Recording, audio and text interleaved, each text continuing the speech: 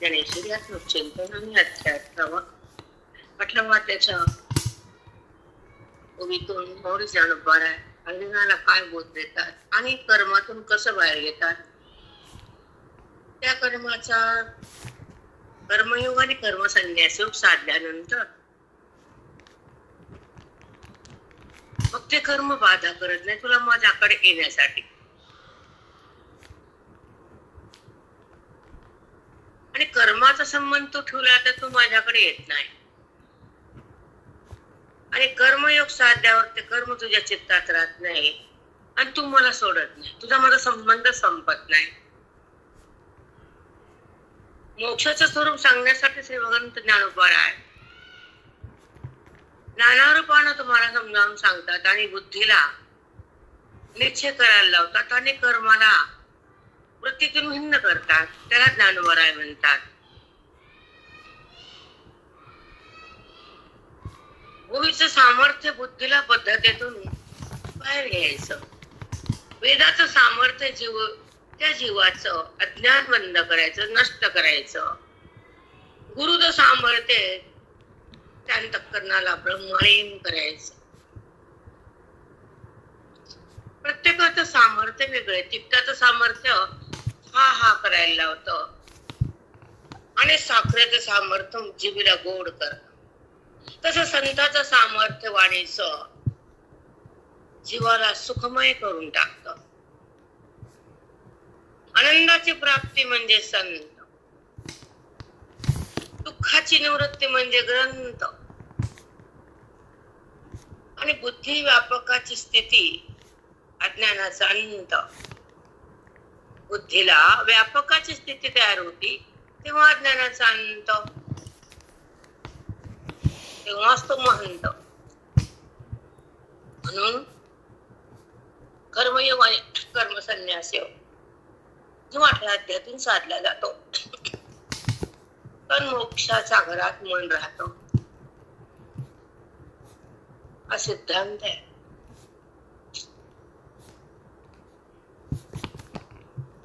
पण जेव्हा भक्ती पूर्ण होते तर ज्ञानात प्रवेश होतो. जेव्हा कर्मसन्यास योग आणि कर्मयोग साधला जातो तर मोक्ष भोगता येतो. 18व्या अध्यायात काय सांगितलं हे जर कळत नाही तर कशाला वाचायचं.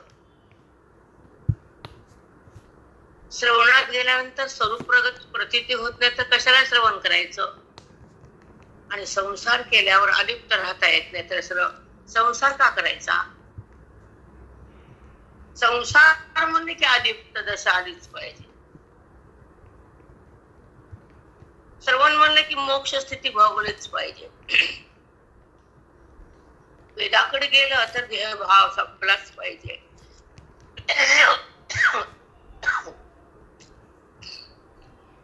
अशा नाना कसोट्या आहेत आपल्या जीवनाच्या, वृत्तीच्या ना मनाच्या. त्या पूर्ण केल्या पाहिजेत आणि भोग वासना संपली पाहिजे. वैराग्य प्रगटलं पाहिजे आणि आत्मचिंतन बुद्धीला खेचलं पाहिजे. तिला घेता आलं पाहिजे. बुद्धीला आत्मचिंतनात तिला राहता आलं पाहिजे. म्हणत आत्मचिंतनाच्या नंतर आत्मभाव जागा झाला पाहिजे आणि ती स्थिती सतत कायम ठेवली पाहिजे. आत्मस्थिती, नव देह स्थिती. जगाचा संबंध संपला की नव देह स्थिती, भगवंताचा ऐक्य आत्मस्थिती, मोक्षाचं स्वरूप ही ब्राह्मी स्थिती, संताचा संग ही आनंदाची स्थिती, श्रवण भक्ती ही मनाची मुक्ती. अशा नाना अवस्था अंतःकरणाच्या असतात. पुन्हा आपल्याला काही कळत नसतं, तिचं ज्ञान मिळत नसतं त्या बुद्धीला. म्हणून ती बुद्धी कोरीला कोरी रिकामीच बुद्धी ती. न जिथं वैराग्याची धारणा, न जिथं वेदाची संपत्ती, न तिथं अज्ञानाची आहुती. काहीच केलं नाही आपण. जन्म दिला तर सार्थकता असावी, बुद्धी दिला तर ब्राह्मी स्थिती भोगावी, देह आला तर कष्टात घालावा, पैसा दिला तर दान करावं, संत भेटले तर अज्ञानाला संपवावं, ग्रंथ कडालो तर मन स्थिर करावं, त्या भगवंताकडे मनानं सहज जावं. कसे वृत्ती जगताकडे सहज जाऊन ती ज्ञान करून देते. आम्ही जर म्हणलं ज्ञान का करून देते, कसं ज्ञान होतं? ज्ञानाचं स्वरूप काय, जगताचं ज्ञान म्हणजे काय, ते पण ज्ञानच आहे ना. पण कोणचं ज्ञान आहे? जगताचं ब्रह्मज्ञान आहे. खोटं म्हणतात त्याला, खोटं ज्ञान म्हणतात त्याला, वैदिक भाषेत ब्रह्मज्ञान म्हणतात. देहाला माझं म्हणणं हे ब्रह्मज्ञान आहे.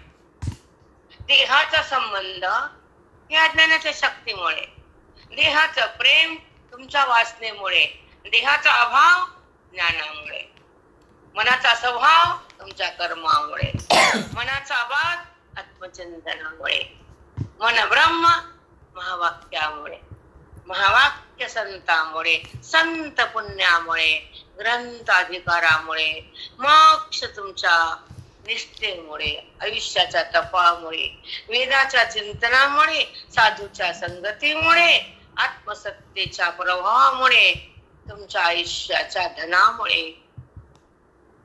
परमार्थ हे धन आहे. ह्या धनाने भगवंत मिळतो. वृत्तीला मी कोण कळतो आणि जडाचा संबंध जळतो तेव्हा तो महात्मा बनतो, तोपर्यंत नाही.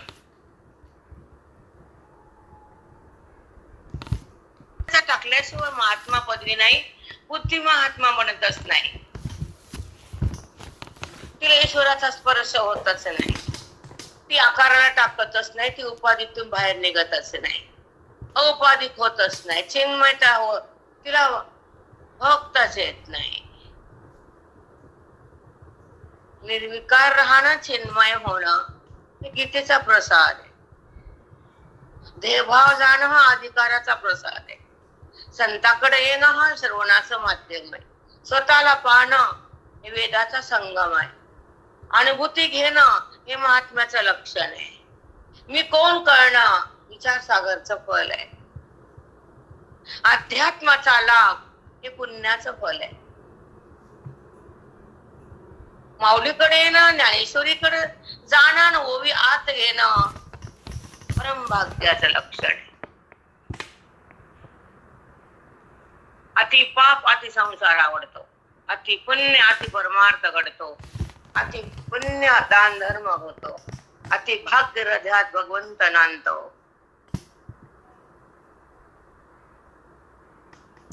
काय करायचं ठरवा. दान करा म्हणजे धर्म करा, धर्म करा, धर्म करा, तेने देव येती घरा. धर्म पांडवाने केला, घरी देव राबविला. धर्म करा, धर्म करा, तेने देव येती घरा.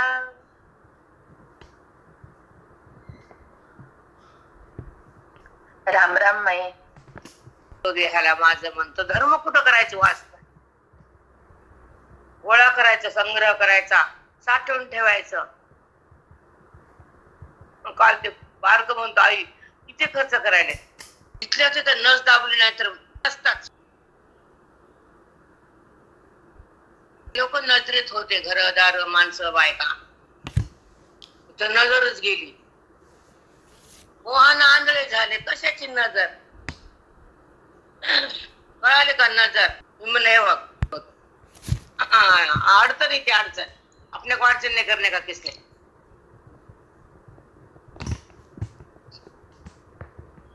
स्वच्छ असा व्यवहार, स्वच्छ नाती असा. होय होय काय होय बोलायचंच नाही विषय. पॉइंट तो आहे. आणि जन्म मोक्ष प्रदान केला.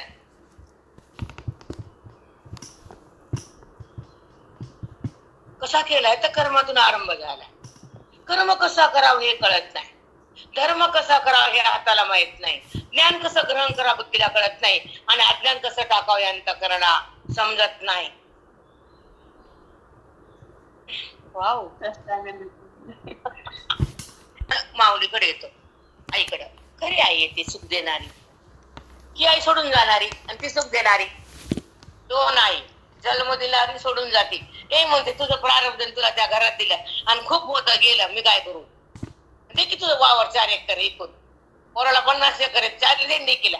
हा म्हणते या इकडे. तुला दिलं चांगलं बघून, तुझं नशीब गेला. संत म्हणतात भोग नाही त्याग. संत तसं म्हणत नाही. माऊली एक आई, जन्म दिले एक आई. माऊली दुःखातून काढते. माऊली अज्ञान संपवते आणि माऊली जगदेहाचा अभाव करते, जगताचा बात करते. बुद्धीला ब्रह्म करती, अंतःकरण स्वच्छ करती आणि भगवंताची भेट करून देती. ती माऊली सगळ्यात श्रेष्ठ बनते जगात. ही पण माऊली आहे, जगात आणलं. या माऊलीनं जगातून काढलं. कारण जगात बी यावं लागतं. जग अत्यंत अभावी व्हावा लागतो अज्ञानाचा. कारण मोक्षासाठी नाना योनीतून मनुष्य योनी दिली आईनं. भाग्य त्या आईचं इतरीन पटत नाही. तेवढं करत ती मर्यादा संपली तिची. आता गुरु आई, तिने जगात आणलं, तिने चालतंय ना. पण जगतातून पुन्हा न येण्याचं काम माऊलीने केलं. बरोबर आहे ना. लक्षाचं जीवनात पुन्हा पुन्हा फिरतो ना आपण, पण ते फिरणं थांबवणं माऊली आहे. म्हणून 2 आई महत्वाच्याच आहेत. एक जन्मदाती, एक जन्माभाव. बरोबर आहे की नाही. म्हणून जन्माभाव म्हणजे मृत्यू न येणं. मृत्यू न येणं म्हणजे अज्ञानाचं मरण. अज्ञानाचं मरण, देहाचं मरण. देह तर पुन्हा पुन्हा येतोच. पण जेव्हा अज्ञान मरत तर वासना संपत्ती, आणि वासना गेली कर्माची नाही स्थिती, आणि कर्म संपलं तर जन्माची निवृत्ती अविद्येची, आणि अविद्या संपली तर जन्म मृत्यू पण नाही. जोपर्यंत अज्ञान जात नाही तोपर्यंत वासना संपत नाही. आम्हाला ते संस्कृती येत नाही मावशी तुमचं. आम्ही आपलं साधे भोळे आपलं भाजी भाकर आचरण बुद्धीनं करावं. पाठांतर थोबाडा नसतं, आचरण अंतःकरण नसतं. जेव्हा आचरण बोधाचं वेदाचं आचरण करतं तर अंतःकरण संपून जातं. वाणीनं पाठ केल्यावर अंतःकरण संपत नाही. हे तुमच्यासारखे मूर्ख लोकांना कळत नाही. आचरण येतं का पाठांतरानं? शब्दात आहे ते, शब्दाविद्या आहे. आणि बोध सारे वेदाचा, आणि ते बोध आणि अंतःकरण एकत्र झालं आणि भो आला, हो गेला, मग शब्द कशाला? जमीन जिरवायची असते असं. बरोबर आहे की नाही. आम्हाला श्लोक पाठ पुन्हा सांगतो दूर तेच लगन त्याला लस गुरु करू लागलं. मला पाठ आहे, मला पाठ आहे.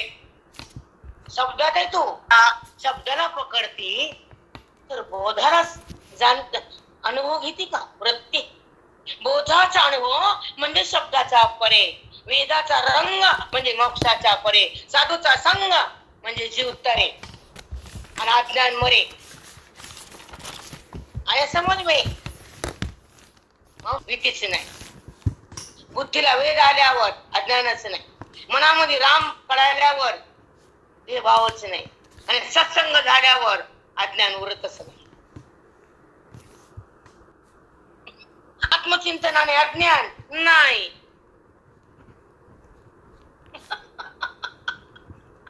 आत्मचिंतनात हरण अज्ञान ठेवायलो महापापी.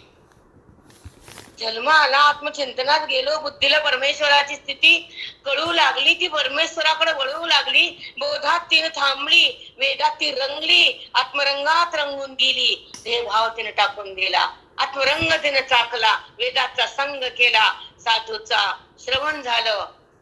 तिला बुद्धीला मुक्ती दिली, वेदाची शक्ती आली, परमात्म्याची भक्ती झाली, अनुभवाची स्थिती भोगली, आनंदाची प्राप्ती झाली, दुःखाची निवृत्ती केली आणि स्वरूपाची स्थिती जमली. तेव्हा ती बुद्धी ज्ञानात रंगली. चला बोलो बरं आता क्या पाठीला काहीतरी झाले का हो न करी. राजयाची कांता काय भीका मागे मनाची सिद्धी, मनाची सिद्धी पाल. अल्प कल्पतरू दळवटी चौकुनी बैसेला काय होणे त्याला सांगा जोडी. राजयाची कांता काय भीक मागे कल्पतरू हे सांगायचं होतं. चला 161 त्रसार्था मरुदेशी. त्रसार्था मरुदेशी, त्रसा म्हणजे पाणी, मरुदेशी म्हणजे जसं त्या ज्या ठिकाणी पाणी दुर्मिळ आहे, हे कसं ते वाळवंटात पाणी कुठं असते, म्हणून त्रसार्था मरुदेशी. झळे अमृते ओळली जैशी. आणि त्या वाळवंटात अमृताचा पाऊस पडल्या काय सुखाला कमी. त्रसार्था मरुदेशी, तहान लागली, वाळवंट आहे, पाणी नाही, तिथं देवानं अमृताचा पाऊस टाकला, तिथं आनंदाला बघायचं कमीच नाही. काय माऊली शब्द असतील. बुद्धीच ठाम ठप्प होती.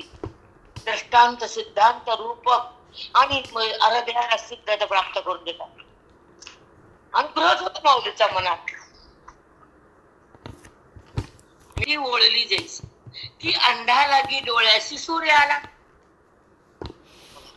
अंधाच्या डोळ्यात सूर्य येऊन बसतो, त्याला काय कमी आता प्रकाशाला. हा तस पुढे तया नदीच धाविन्नानी, पुढे तया नदीच धावली, नदीचं धावून त्याला बाहेर काढलं बुडणाऱ्याला. पुढे तया पृथ्वीच कळविली, जे पडायला त्या पृथ्वीने त्याला कळून पकडलं, आलिंगन दिलं पृथ्वी मातेनं. जे पडायला ती आली तिला पकडलं, ते पडेल का पुन्हा. तसं संताकडे जे आलं ते पडेल का ज्ञानात. माऊलीचं रूप मी त्यांना सांगते रूप ऐकांना की मी तुम्हाला फक्त 4 बोलते, 12 बोलतच येत नाही. काय काय सांगा सोपं करायचं. माऊलीचं वर्णन करायला 1 जन्म पुरतच नाही, 100 जन्म घ्यावं लागते तरी ज्ञानेश्वरी होत नाही. एवढी गहन आहे ज्ञानेश्वरी, एवढी महान आहे ज्ञानेश्वरी. 1 ग्रंथ कळायला की 1000 ग्रंथाचा प्रयास लागतो. म्हणून तुम्ही टाइम घ्यायला मी का मूर्ख वाटले का या लोकांना. 1 ग्रंथ लागला, सगळा वेद हातात आला. याच्यामध्ये पूर्ण गीता आली. 700 श्लोक, 700 श्लोक लागतात, 9000 वेळा लागतात. वेद संपन्न हृदय होतं, तपश्चर्या पूर्ण होती आणि मनाला भगवंताची प्रतीती. संपलं. बरोबर आहे की नाही. म्हणून ज्ञानेश्वरी शिकणं म्हणजे 4 वेदाचं ज्ञान हृदयामध्ये घेणं, नाही का. वेद म्हणजे ज्ञानेश्वरी आहे आणि ओवी म्हणजे सुखाची रास आहे. बघा आपण ज्ञानेश्वरी असतो, आपल्याला दुःख होते का, त्रास होते का, कष्ट होतो का, आपण प्रारब्धाला पोचतो का, आपण मला असं का म्हणतो का आपण. माऊली आमच्या बुद्धीत, जिथं माऊली नाही ते प्रारब्धाकडे पोचतात. दुःखी कष्टी का जिंतूरच्या कपाळचा फोन आला. पुढते या नदी धाविन्नली, पुढते या पृथ्वीच कवळली, निमत या मृत्यूने दिली आयुष्य वृत्ती. जे म्हटलं त्याला आयुष्याची वाढ करून दिली त्या प्रत्येनं, तशी आमची ज्ञानेश्वरी आम्हाला करून देते. रूप केले माऊली. तशी माऊली आम्हाला असं घेते जवळ, पृथ्वीनं पडणाऱ्याला जवळ घेतलं आणि माऊलीनं आमच्या बुद्धीसह आम्हाला जवळ घेतलं. देहाला नाही, नाही मावशी, त्याला नाही, अंतःकरणाला जीवात मिळाला. कळत नाही सखोल शास्त्र वेदांत. वेदांत कळणं, विचारसागर 12 वर्ष मिळणं, संतांची संगत होणं, श्रवण भक्ती येणं आणि अज्ञान भस्म करणं. आवरणाचं जे बुद्धीला आवरण आहे जीवात्म्याला मनाला, ते आवरण नष्ट करणं म्हणजे सत्संगती आहे. परमात्मा स्पष्ट होणं मोक्षाची स्थिती आहे आणि मी कोण करणं हे भाग्याची उन्नती आहे. जेव्हा मी कळतो बुद्धीला, ती रुसत नाही पुन्हा, ती येत नाही देहावर. बुद्धी ती रुसत नाही, कोणावर येत नाही देहावर. जेव्हा देहावरच बुद्धी येत नाही तर विकार कुठला. जी छेडाला चिटकत नाही तर जगतभाव कुठला. जी परमात्म्याला सोडत नाही तर अज्ञान कुठला.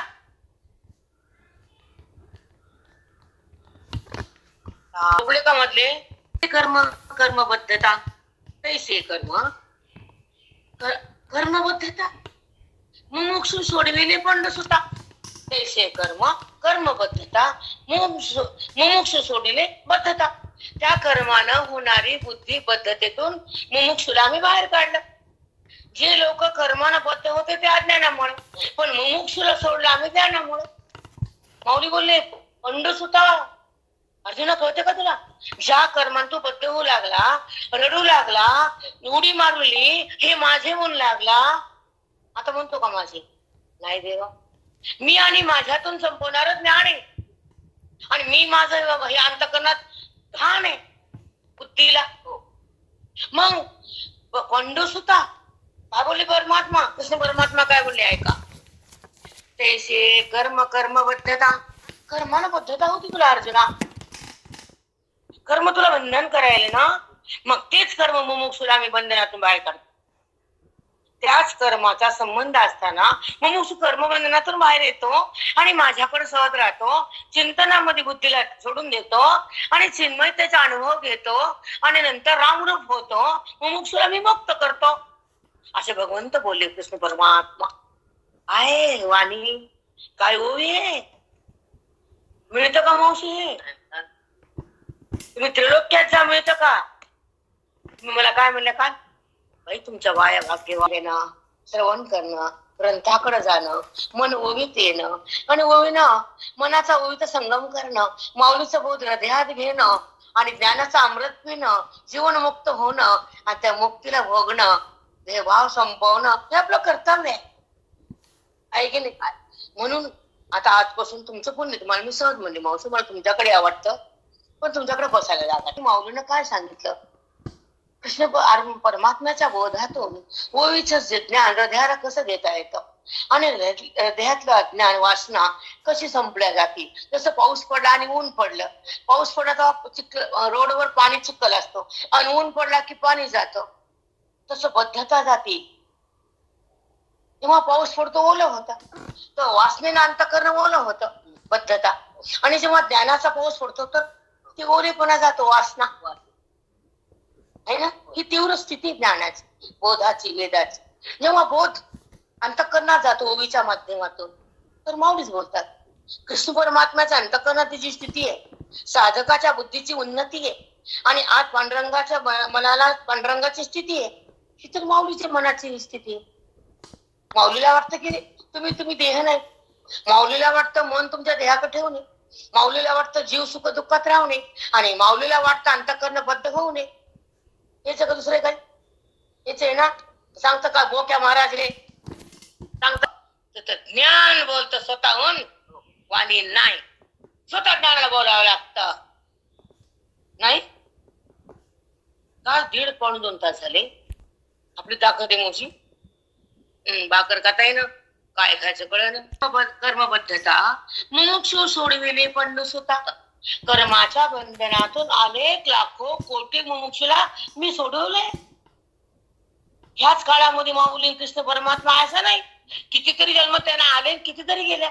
माऊली समाधी आत्ताचीच नाही, कितीतरी समाधी घेतल्या तुम्ही सांगितले. मी त्यांचे चरित्र आहेत ते सत्य नाना रूपाने माझ्याकडे जे व्हिडिओ मध्ये ना, एक पहिलीच नाही, असे कितीतरी समाधी घेतली. माऊली किती आले, किती समाधी झाले, असं नवीन नवीन ऐकायला भेटतं.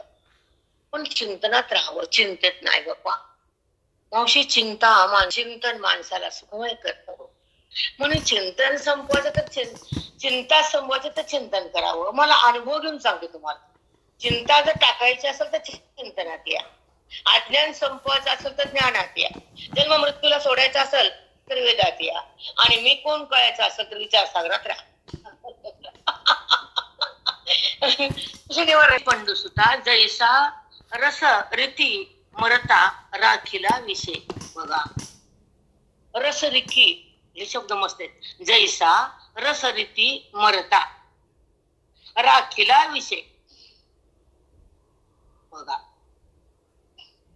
विषालाच काय केलं, अमृत केलं, रसरूप केलं आणि त्या मरणाऱ्या माणसाला वाचवलं. तसं अज्ञानामुळे लोक मरतात तर पुन्हा जन्मतात.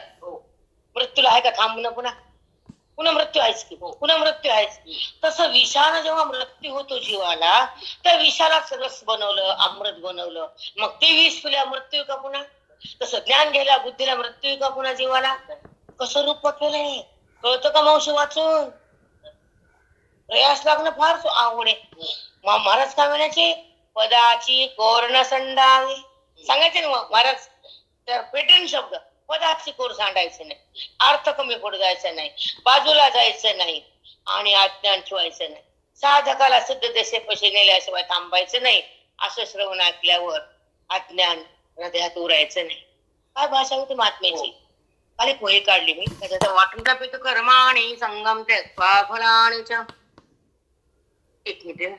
आता हे चाहतवटी तुझ सांग गोमटी, तया कर्मा ते किरीटी कर्मची रुसे. तुला एक हातोटी सांगणार आहे, वर्म. काय वर्म आहे? कर्म कसं रुसतंय, कर्म करून बुद्धी कर्माला कशी सोडती, कर्मामुळे होणारी बद्धता कशी संपती, आणि तेच कर्म तुला माझ्याकडे कसं आणतं, ही तुला हातोटी सांगतो कर्माची. जेव्हा ते कर्म तुला बंधनकारक होत होतं त्याचा संबंध होता. आता तुला ज्ञान ऐकून कर्माचा संबंध गेला, कर्मयोग झाला, फलाची आशा टाकली, संन्यास योग झाला. आता तेच कर्म तुला माझ्याकडे कसं आणतं हे हातोटी मी तुला सांगतो. हे असं वाचून नाही कळत मावशी, कळतं का? नाही. कर्माणि संगम त्यक्त्वा फलानि च कर्तव्यानि ते मे पार्थ निश्चितं मतमुत्तमम्. ऐका. कर्म कसं, एतान्नपितु कर्माणि संगम त्यक्त्वा फलानि च. कर्म करताना पहिल्यांदा बुद्धीनं कर्माचा संबंध संपलाच पाहिजे आणि कर्माच्या फळाची आशा सुटलीच पाहिजे. कर्माची प्राप्ती, नाहीतर प्राप्ती माझी नाही. मग येणं जाणं सुरूच आहे, जन्माने मृत्यू. मग जन्माने मृत्यूला कसं कर्म कारणीभूत आहे हा श्लोक सांगते. कळलं का? तुम्हाला वाटतं मी पाठ केलं, मी मंदिरात गेले, घरी आले, एवढं बुजा नाही, दुसरं कोणतं बुजा नाही. कळतं मधला? तिथे गेले, थोबड घेऊन घरी आले. त्यान्नपितु कर्माणि संगम त्यक्त्वा फलानि च. कर्माचा आणि कर्माच्या फलाचा संबंध सोड अर्जुना, तेव्हा तुला माझी प्राप्ती होईल आणि कर्म तुला बंधनातून माझ्याकडे घेऊन येईल. तेच कर्म जेव्हा बद्ध करतं तर संबंधानं, आणि तेच कर्म जेव्हा मुक्त करतं तर संबंध संपल्यानं. इसको बोलते गीता. कसं बदलच नाही वृत्ती स्वभावात, आहे का बदल? जसं आधी होतं तसंच शेवटी. जेव्हा अधिकार येतो अंतःकरण नम्र होतं आणि मऊ होतं, म्हणून जगाची किंवा नांद्या वाटतं. कळालं का? खडकाचा माती होती, खडकाला द्या वाटत नाही, खडकात वासनच नाही, विकारच नसतो ना. खडक बघतो का कसा पापी बघतो का? कळालं का माझ्या बोलण्याचा प्रयास का नाही? जेव्हा श्रवण भक्ती, वेदाची मुक्ती आणि गीतेच्या श्लोकाची स्थिती, हृदय बुद्धी भक्ती, तेव्हा ती हृदय मऊ आणि कोमल बनतं, कुणाची दया आणि नम्र होतं, क्षमा आणि वैराग्य येतं, आणि त्या ठिकाणी त्या बुद्धीला भगवंताचं नातं तयार होतं. हे ओवीचं बोल आहे, श्लोकाची सिद्धता आहे की अंतःकरण मृदुवंत तमोगुण भस्म होतं, वृत्ती निरामय होती, जगताला सोडून देते, बद्धता निघून जाते, मुक्तता सहज येते, वेदांताची ही गती आणि परमात्म्याची स्थिती. तेव्हा ही वेदाची संपत्ती, जेव्हा हे मुक्त मुमुक्षु मुक्त होतो, व्यवहारातून अलग होतो आणि त्या द्रष्टारूपानं तो पाहतो, जोकडे द्रष्टा होतो ज्ञानानं, विकार होतो अज्ञानानं, देहाचा संबंध होतो वासनेनं, आणि देह मी वाटतं पापानं, देहाचा वाण होतो ज्ञानानं, आणि मुक्ती येते मोक्षानं, भक्ती वाढते तुमच्या अधिकारानं, आणि संत मिळतात पुण्यानं, हृदयाला कळतात अधिकारानं. ग्रंथ कधी कळतात? अधिकार उन्नतीनं. बोध कसा मिळतो, हृदयात कसा साठवला जातो? बोधाला साठवणारा अंतःकरण रामरूप होत, आणि संसार अंतःकरण संसार साठवणारा अंतःकरण पेटून जात, पेटून. इकडं राम होतं आणि इकडं पेटल्या जात. म्हणून संसार जरा बाजूला ठेवत जावा, व्यवहार जरा कमी करत जावं, वासना जरा बंद होत जावी, आणि संताची संगती धरत जावी, नाही का?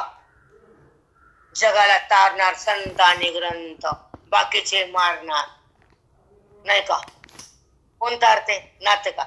पोटच पाटच पोटच तारत वे मारित. असं का करते आई? कशाला धरून बसायचं? समजा धरलं तर वाचण्यानं पुन्हा खाली यावं लागते की नाही? म्हणून परमार्थ सतत करावा. अतिसंसार तुमच्यासारखं नरकात पडू नये. तुमचा अतिसंसार आहे, वाटच बंद केला. काय पाप आहे बाबा बाबा बाबा. त्या वयात 70-75 गाठलं आणि संसार डोक्यावर आला तुमच्या, आणि ते बी नाताचा. जावयाचं करून आराम करून. आता ऐका. एचान्न पितु कर्माणि संगम त्यक्त्वा फलानि च कर्तव्यानि ते पार्थ निश्चितम मतमुत्तमम्. माझं असं मत आहे, मतमुत्तमम्, माझं उत्तम मत आहे. काय देवा? फळाची आशा करूच नको कर्म करताना, हे माझं मत आहे, उत्तम मत आहे. आशा करू नको, संबंध धरू नको. बोलणं सोपं आहे, करणं सोपं आहे. फळाची आशा करू नको, कर्माचा संबंध धरू नको, असं माझं उत्तम मत आहे. ह्याला म्हणतात गीता वाचली, बायका वाजत आज पारायण केलं. मी बोलत पण आता बायका बोलणं बंद केलं, झाडून काढते मी. वाचणं म्हणजे पण नाही, थोडंफार पण नाही. ते तुझ्या तर मगून जाते निघून. बस केल्यावर मोठ्या माणसाच्या अंगावर गेल्यावर गेलं पण नाही गीतेच कंट्रोल. कुणाला कंट्रोल आहे तेव्हा गीता हृदयात राहते. आधी हातात आणि मग हृदयात. तर मगून कंट्रोल करत हृदयात जाते. तर मगून वाढला की तोंडातून बाहेर येईल. हात कुठं जाते? कळणं म्हणजे मनी. प्रमुखे कर्मे निपुजताही अचुके, कर्तेपणाचे न ठाके फुंजणे अंगी. कर्तेपणाचे न ठाके फुंजणे अंगी. तू कर्तेपणाच्या मोठेपणातच मरायलास. मी युद्ध करणारे आणि हे मरणारे, मी करणारे कर्तेपणा घेतलास, आणि हे मरणारे तू ठरवलंस. मी ठरवतो ना हे मरणारे का न मरणारे. सांग बरं अर्जुना, ज्याला ज्ञान नाही ते पुन्हा त्याला पुन्हा जन्म नाही का? आणि कुठे मिळेल ते? तू म्हणतो हे मरणारे माझ्यामुळं, मी म्हणतो जन्माला घालणारे माझ्यामुळं. कुठे मिळेल?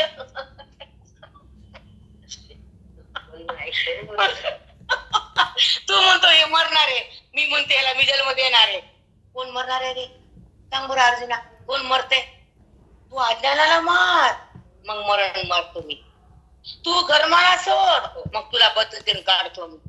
तू मला जाण, मग तुला मृत्यूतून बाहेर घेतो मी. काय भगवंताची वाणी काय सांगितले? कर्तेपणाचे न ठके कुंजणे अंगे.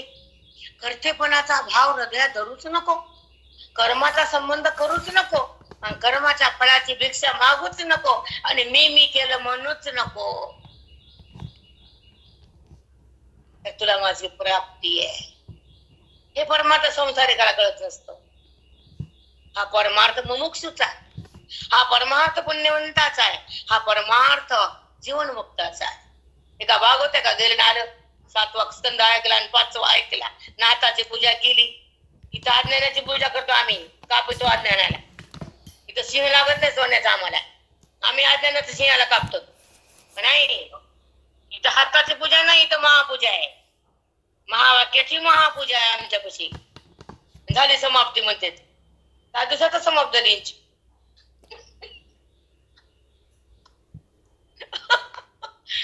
जिथं अज्ञानाची समाप्ती तो खरा भागवत.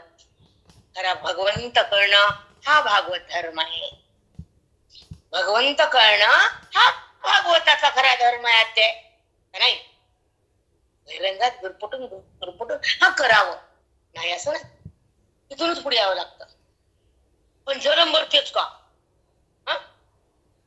मुरुस तर कथा ऐकायचे वय बरोबर. एक विचारतो मला कथा आणि ज्ञान बरोबर आहे ना? काय फरक आहे? काय ज्ञानात करत नाही. आणि तिथं अल्पस थोडा आनंद आहे. माहित असतं मागचं पुढचं. आले कृष्ण कृष्ण कृष्ण, आल्या गोळवणी गोळवणी गोळवणी, गेलं देव तिथं. आता हे करणार आहेत. आनंद होतो मनाला, मन तल्लीन होतं, पण मान बाधित होत नाही. परिणाम नाही, परिवर्तन नाही, अज्ञान जात नाही. एकदा काय झालं हे आले तर प्रमुखे कर्मी निपुजताही अचुके. ऐका, माया म्हणजे 3 कर्माचं चिंतन केले माऊलीने 8व्या अध्यायामध्ये. यज्ञ, दान आणि तप ह्याच्यामध्ये याग घेतलं. महायाग प्रमुखे कर्मे निपुजताही अचुके. यागादी कर्म हे वेदानुसार छान केलं, ठीक आहे, निपुजे. पुन्हा काय होतं, कर्तेपणाचे न ठाके पुंजने अंगी. त्या कर्माचा कर्तेपणाचा संबंध कधीच अभिमानताला येत नाही. कधीच. याग करू, दान करू, धर्म करू, काही पण करू. मग कर्तेपणाचे न ठाके पुंजने अंगी. त्या कर्माचं फले मागत नाही, ते कर्माचा आनंद सांगत नाही जगाला. आणि मी कर्म केला असं त्याला वाटत नाही, त्याला मी भेटल्याशिवाय राहत नाही. कर्म केल्याचा आनंद वाटत नाही आणि त्याला मी भेटल्याशिवाय राहत नाही. अशा व्यक्तीला मी भेटतोच. काय प्रयास आहे, काय बोध आहे माऊलीचा. पण तू असं हो, प्रत्येक साधन कर्माचा आनंद नाचायचा नाही. कर्म केलं असं वाणीने बोलायचंच नाही, आणि कर्म केल्याशिवाय जगायचंच नाही, आणि कर्माचा संबंध ठेवायचाच नाही, आणि त्याला मी बाजूला सोडतच नाही. पहिले वाटायचं मला की काय त्यांनी कर्म सांगितले, प्रेम म्हणजे आत्मचिंतन, ते बाकीचं जमत नाही आपल्याला. जेवारी निसलीन, धुतलीन, वाळू घातलीन, कडे काढले. मुखे कर्मी निपुजत आहे अचुके, कर्तेपणाचे न ठाके पुंजने अंगी.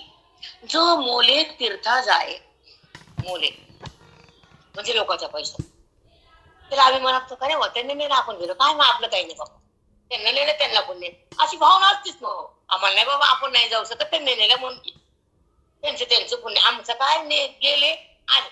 ते गेल्याचं बी काही नाही, आल्याचं बी काही नाही. मला काय त्याच्यात, चल म्हणणे गेले पुन्हा आले. तीर्थे मोला जाय, काय अभिमान आहे का? नाही. आसक्ती आहे का गेल्याची? नाही. तीर्थे मोला जाय तया मी यात्रा करीत आहे. त्याला वाटतं का मी यात्रा मी केली नाही, त्यांनी नेलं, चला म्हणून गेलं, माझं काय त्याच्यात नाही, त्यांचं पुण्य. बरोबर आहे का? तया मी यात्रा करीत आहे, ऐसले श्लाघताच नव्हे दोष जीवी. त्याला आनंद बी होत नाही. त्याच्या संबंध गेलं, चला म्हणलं, त्याला आनंद होतो का त्याचा? तसा कर्माचा संबंध नाही. कर्म केलं म्हणून आनंदाने नाचतही नाही, त्याचा संबंध ठेवत नाही. असं तू कर मनाला. काय उदाहरण दिले, बापरे काय उभी आहे बाप्पा बाप्पा.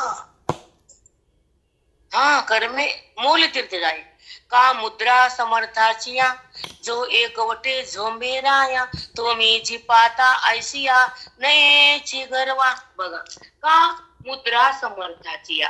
पहिलं कसं होतं, त्या सोन्याच्या सिक्क्यावर आणि त्या राजाच्या मुद्रा होत्या, फोटो त्यांची सही होती, आणि ती मुद्रा मग चलत होती. नसली सही तर मग चलत नाही. जो एकवटू झोंबेराया, बघा, तो मी जिलता ऐसिया नयेची गरवा. बघा, ऐका, ती राजाची नक्षा असलेली मोहर चलती. तसं राजानं सैन्य एकत्र केलं आणि सैन्य जिंकलं, तर ना कुणाचं होतं? राजाचं. राजा जिंकला. जिंकलं कुणी? सैन्य. नाही. त्याला वाटतं का मी जिंकलो राजाला? नाही. ते मग तुम्हाला सैन्याने जिंकून दिलं. बरोबर आहे ना? तसं कर्मानं मोक्ष दिला. काय प्रयास आहे मावशी, जे कर्म संबंध. हा, राजाला उदय झाला, राजा का जिंकला? पण सैन्यामुळं. हा, ह्याला मोक्ष दिला कर्मामुळे. हे सूक्ष्म कळावं लागतं मावशी, हे तर मला वाचताना कळत नाही. मठ्ठ बुद्धीचे लोक तुम्ही दगड समजते. असं भाव तयार होतो, आत्मभाव, आणि जातो तो देहभाव. म्हणून देहभाव संपण्यासाठी हा जन्म आहे. ब्रह्मभाव भोगण्यासाठी ही अवस्था आहे श्रवणाची. भोगावत ब्रह्मभाव, त्यागावत देहभाव, आणि भवावत आत्मभाव. आता मला तर विचारलं आत्मभाव आणि ब्रह्मभाव, मला वेळ नाही, पुन्हा सांगू दे तुम्हाला डिफरन्स काय सांगतो तुम्हाला, नंतर सांगतो. आता ऐका, का मुद्रा समर्थाची या, जो एकवटू झोंबे राया तो मी जितया ऐशी अनयेचे गर्वा. ते राजा गर्व करत नाही, माझ्या सैन्यानं मारलं. राजा गर्व करत नाही, माझ्या सैन्यामुळे मी जिंकलो. तसं कर्म बुद्धीनं सोडलं म्हणून मी जिंकलो अज्ञानानं. है की नाही? हरवलं मी अज्ञानाला. जो कासे लागून तरे तया पोहती उर्मी नुरे पुरोहित नविष्कारे दाते पडे. किती वाजले बघा बरं.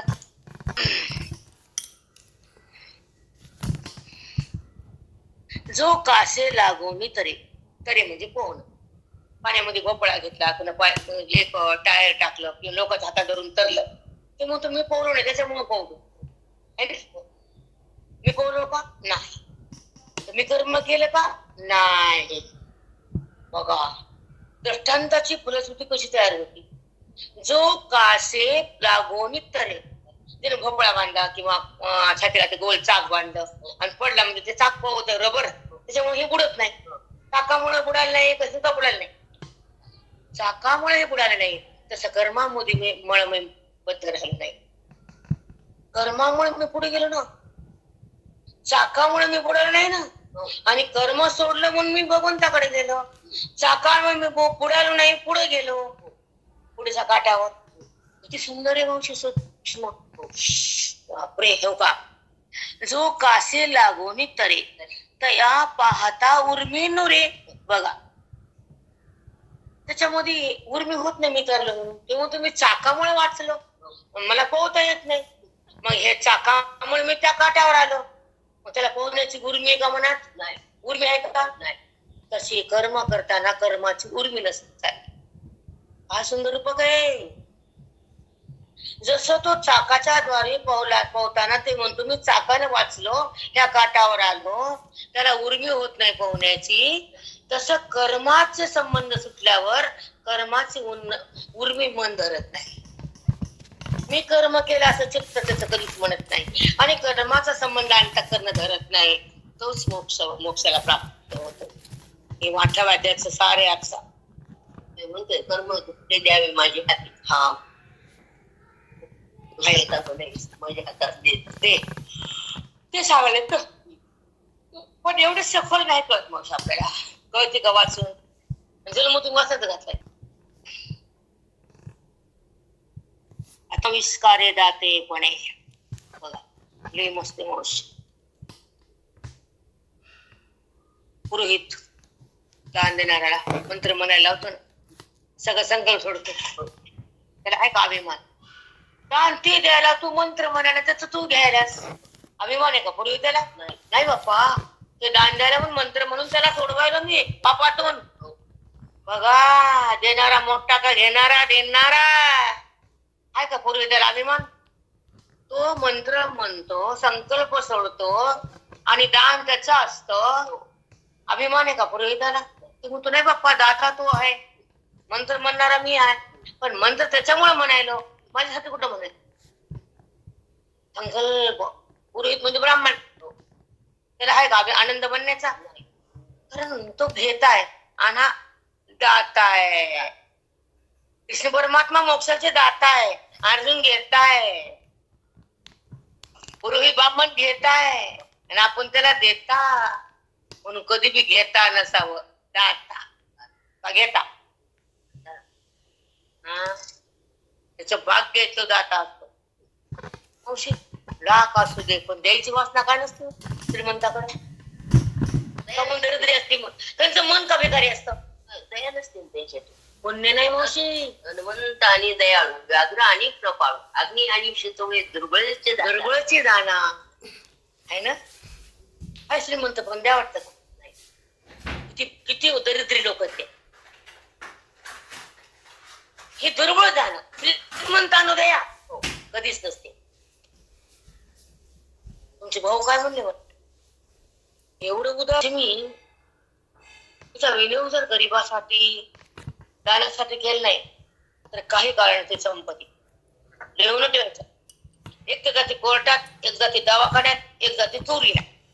तिचा जर विनियोग नाही केला तर चोरीला, दवाखान्याला,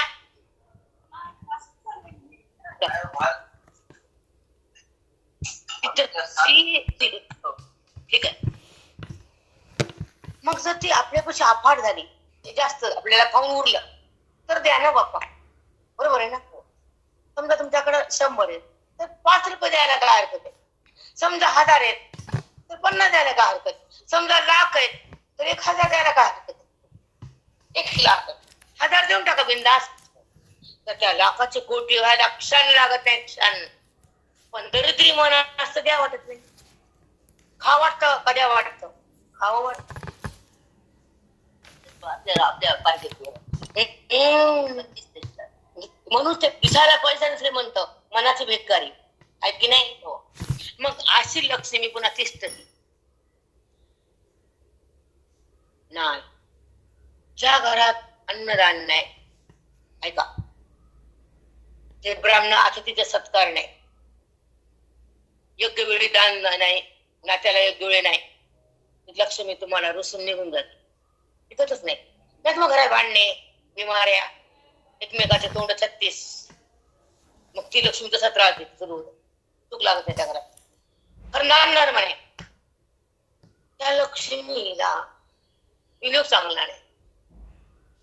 म्हणून आपण काय करतो, महिन्यामध्ये आल्यानंतर आपण हिशोब करावा की आपल्या हातानं आपण एवढा पैसा खर्च केला. समजा मी वैयक्तिक, समजा तू, तर त्यामध्ये आपण पोटाला खाल्ला, घराला खाल्ला, ठीक आहे, मान्य करावंच लागतं, त्याच्यात चुकत नाही. पण आपल्या हातानं जर 10 रुपये कुणाला पोटात गेले तर आनंद कसा असतो, कसा होते. काल मला पोत नेता आहे जणीला म्हणले तुमचं तैसे कर्तृत्व अहंकारे आल्या विषयावर. तैसे कर्तृत्व अहंकारे निघून यथा अवसरे कृतदातांचे मोहरे सारे सते. शब्द वेगवेगळे तर पण महाभारत सोपा आणि सुंदर आहे. कशा आहे का. तैसे कर्तृत्व अहंकारे, कर्म करताना कर्माचा अहंकार कधीच न धारण करणारा मुमुक्षू. कर्म करताना कर्माचा अहंकार बुद्धीनं न धारण करणारा मुमुक्षू कसा असतो, ऐका. निघून यथा अवसरे, बघा, निघून मी दान देतो अशा वृत्ती त्याच्यामध्ये कधी उगमच होत नाही. ती वृत्तीच तशी होत नाही. मी द्यायलो असं नाही, मी कर्म करायलो अशी संस्कार उत्पन्न होत नाहीत मनामध्ये. त्या सूक्ष्म देह म्हणतात. हे तुम्हाला उद्या सांगेल, टाइम झालाय आपला. कारण त्या कर्माची जो संबंध आहे, कर्माचे जे संस्कार आहेत आणि कर्माची जी बुद्धीला धारणा आहे आणि कर्माच्या ज्या फळाची जी आशा आहे आणि ती अज्ञानाची दिशा आहे. कर्म करताना त्याचे संस्कार जर उत्पन्न मनात केले तर ते मन आणि कर्म शिल्लक राहतं आणि हा देह जळून जातो शेवटी देह पडल्यावर. पण ते कर्माचे पुण्य पाप आणि कर्म, कर्मेंद्रिय आणि मन बुद्धी ते लिंग देहानं खाली उरतात आणि ते पुन्हा नरक यातना भोगावं लागते. कर्माचं पाप पुण्य जन्म घ्यावं लागतं. मग ते कर्म वाईट असतं तर वाईट जन्म, कर्म चांगला तर चांगला जन्म, राजाच्या घरी, पैशावाल्याच्या घरी, त्याला पुण्य. पण ते पण बेडीच आहे ना, जन्म म्हणजे बेडीच आहे.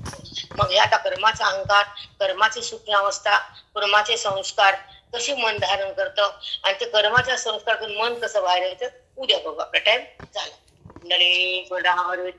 श्री ज्ञानदेव तुकार पंढरीनाथ भगवान